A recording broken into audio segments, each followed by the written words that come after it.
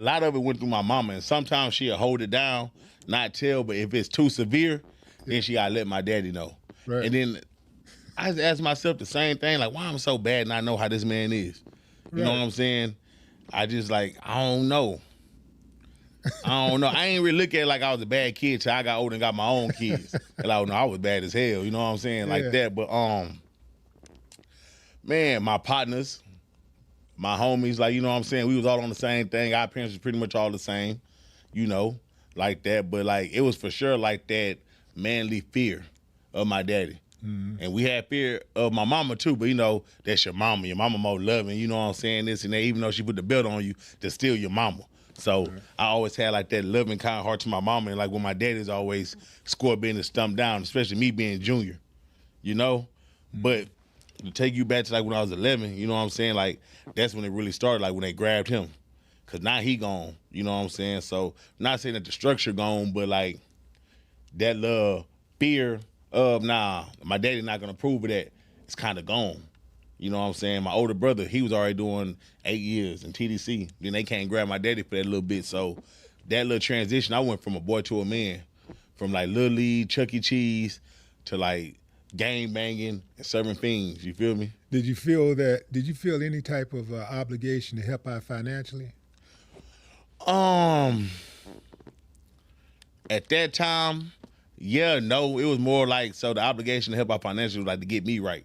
Cause like my daddy was a scammer. So like all that money coming in wasn't no more Jordans. It wasn't no more this. It wasn't no more that. You know what I'm saying? And like shit started getting slim. And we had to move back to A-Leave.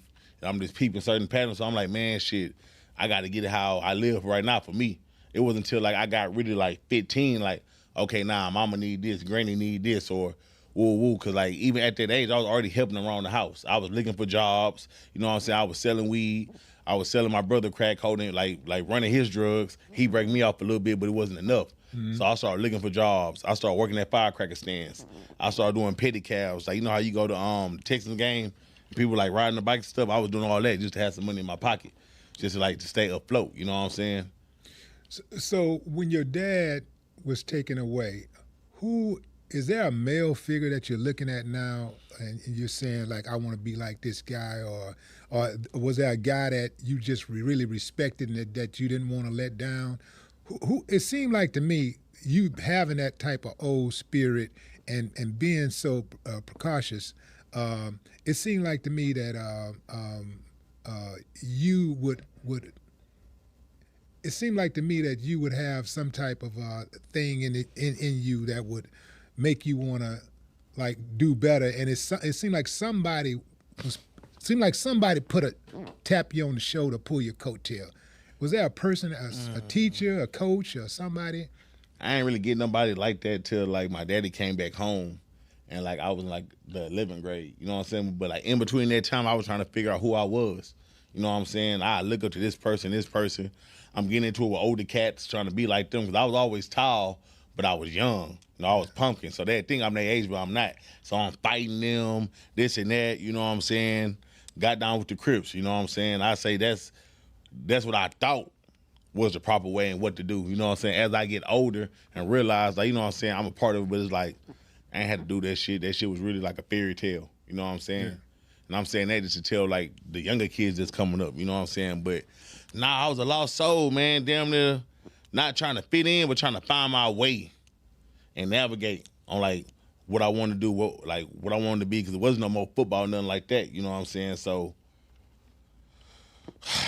really trying to find myself, bro. And, like, that's why I really rap and preach, because I know there's a lot of little kids out here lost, searching for, like, you know what I'm saying, different identities, trying to be themselves, but not really trying to fit in, but they trying to figure out who the hell they are.